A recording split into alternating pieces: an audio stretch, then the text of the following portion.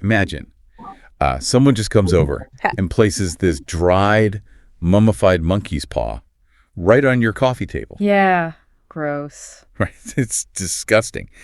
And they tell you it'll grant you 3 wishes, but, and here's the massive catch, every single wish is going to be fulfilled through just the most horrific, agonizing tragedy imaginable. You threw it straight into the fireplace, like immediately. Exactly. You'd burn it. Yeah. Yet, looking through the stack of articles and the literary analyses you share with us for today's deep dive, we're exploring why characters do the exact opposite. Right. We're unpacking W.W. Jacobs' classic story, The Monkey's Paw, to really understand how a narrative built well over a century ago remains basically the ultimate blueprint for psychological tension. It really is. So our mission today is to tear this story down to the studs, figure out the actual architecture of dread that Jacobs built, and, explore what it says to us now. And that architecture is incredibly precise. Like, Jacobs isn't relying on cheap jump scares or monsters hiding under the bed. He constructs this really profound moral lesson centered completely around the idea of equilibrium. Okay, equilibrium. Yeah, the central thesis we're pulling from your sources is that fate is this rigid, almost unforgiving system governing our lives. Yeah. And whenever human beings attempt to forcibly bend the universe to their will, It pushes back. exactly, the universe pushes back with equal and opposite force. If you demand a shortcut from reality, reality is going to extract an agonizing toll to just, balance the ledger. Which is such a terrifying way to look at the universe. Oh, absolutely. I mean, it makes fate operate less like whimsical magic and more like brutal physics. That's a great way to put it, brutal physics. Right. But to understand how that physics engine actually gets turned on, we really need to look at how the supernatural element is introduced into this very specific environment. The living room. Yes, Jacob sets this whole thing up in a cozy living room. You've got the White family, Mr. White, Mrs. White, and their adult son, Herbert, and they're just, enjoying a fire, playing chess. They represent peak Edwardian complacency. Totally. They are safe, they're comfortable, and they feel totally insulated from the unpredictable dangers of the outside world. Mm-mm. And then Sergeant Major Morris arrives from his military service in India. And Morris serves a very specific structural purpose in the narrative here. Yeah, he's basically our harbinger of doom. He is. He's the physical conduit bringing the chaotic, untamed forces of the outside world directly into that insulated, safe domestic sanctuary. Mm-hmm. The mummified paw he carries, it was cursed by a holy man specifically to prove that fate rules people's lives, and that interfering with it only brings sorrow. He actually just says that out loud, right? He does. The warning is explicitly stated. It serves as the thesis of the entire story, delivered directly to the characters. Okay, I hear that. But looking at the psychology of the scene, I kind of have to push back a little on how we judge the White family here. Oh, how so? Well, Morris essentially brings this highly volatile substance into their home, mentions super casually that the previous owner's final wish was for death. Which is a huge red flag. A massive red flag. But then he acts surprised when they're intrigued. I mean, think about it. If I'm sitting in my living room today and a friend hands me a piece of dried roadkill and says, hey, this bends the fabric of space and time, You're not going to take him seriously? I'm going to laugh. I wouldn't assume the laws of physics had just been suspended. I'd assume it was a gag or like a magic trick. Great. So are we really blaming the family for just having basic, rational common sense? Well, what's fascinating here is that your reaction is exactly what Jacobs is weaponizing. Wait, really? How? The story works specifically because of that ordinary, completely rational disbelief. Fate, at least in the context of this story, is entirely passive. Sure. It's like a locked door that requires human flaws to turn the handle. I mean, if Morris had just destroyed the paw before arriving, the story ends. Right. Nothing happens. But he doesn't. And why? Because of human vanity. He keeps it as a testament to what he survived. And when he finally does toss it on the fire... He does it knowing Mr. White will grab it. Exactly. He knows Mr. White's innate curiosity will compel him to pull it out of the flames. Jacobs is basically illustrating that the arrogance of the modern logical mind leaves us entirely defenseless against this stuff. Oh, wow. Because that lack of belief strips away all their defensive parameters. Precisely.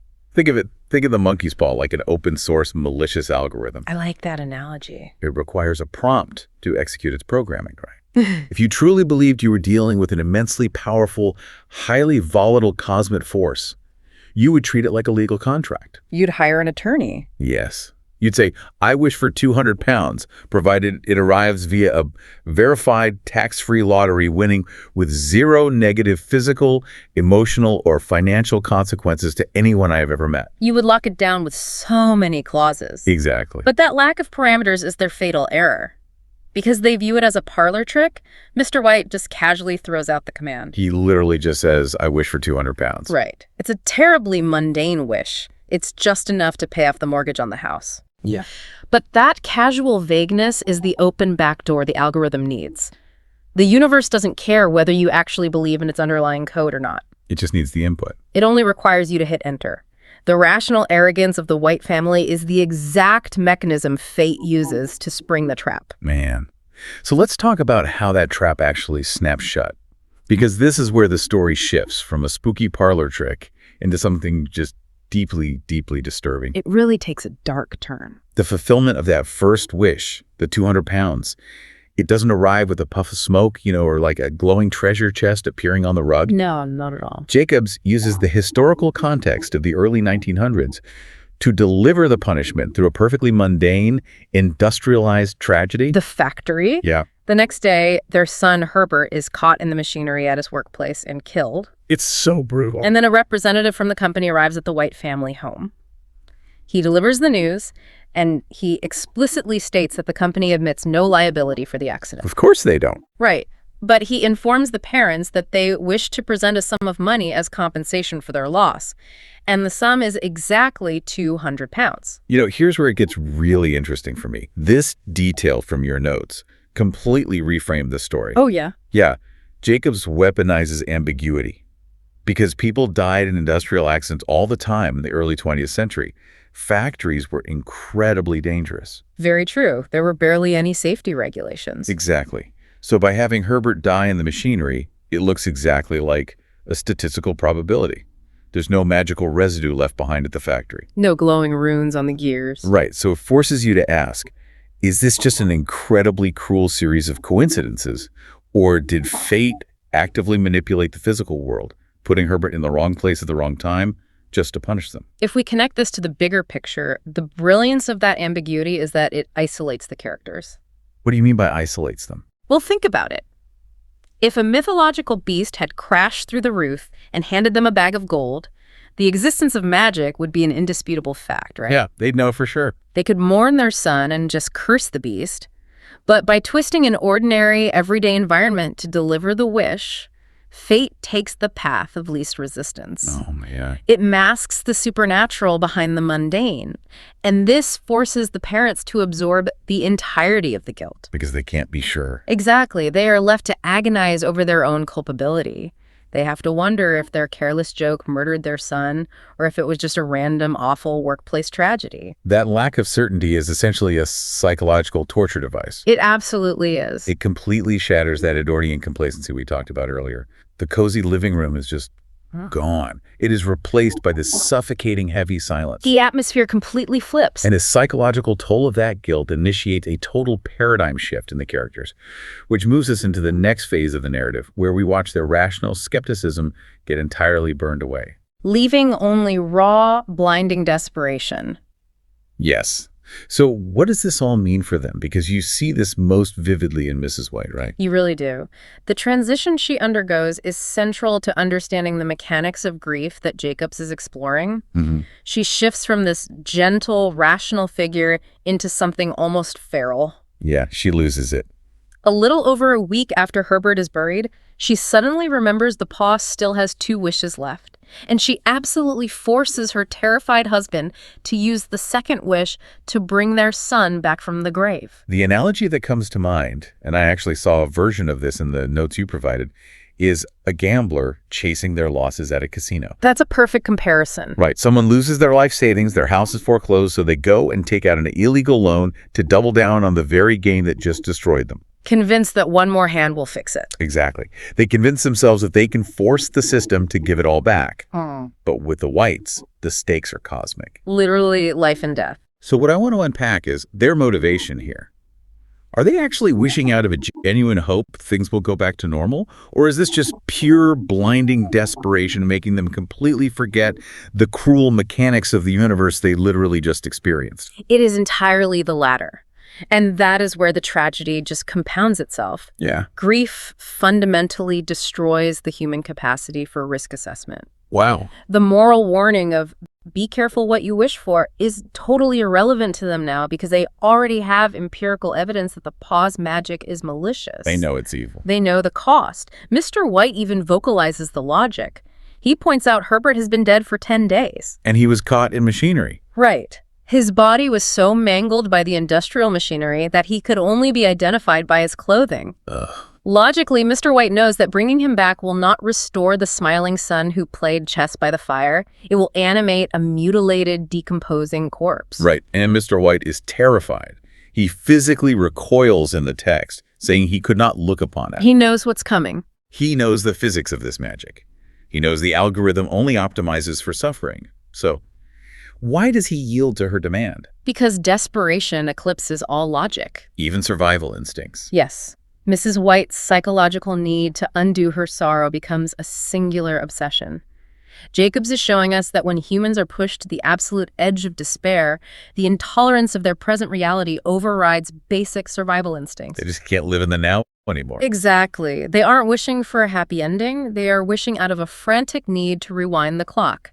Fate has essentially cornered them, using their own grief to compel them into making an even more catastrophic error. Which leads to the wish. He finally breaks down and says, I wish my son alive again. And Jacobs plays with the pacing so masterfully here. He really does. At first, nothing happens. The tension kind of deflates. The reader and the characters think maybe the battery and the pause run out or something. They even go back to bed. Yeah, they go back to bed. But then, the climax of the story begins with what I think is the most agonizing sound design in literature. Oh, for sure. They're sitting there in the pitch dark, and there was a knock at the front door. The sensory details Jacobs employs in this final sequence are what cement the story's legacy, because he doesn't give us a frantic pounding or the sound of a voice yelling to be let in. No, it's so methodical. Or very deliberate. It starts so quiet. Just a single knock, then a pause, then another. It's terrifying. It's not the sound of a loved one returning home. It's the rhythmic ticking of a clock counting down to the end of the world.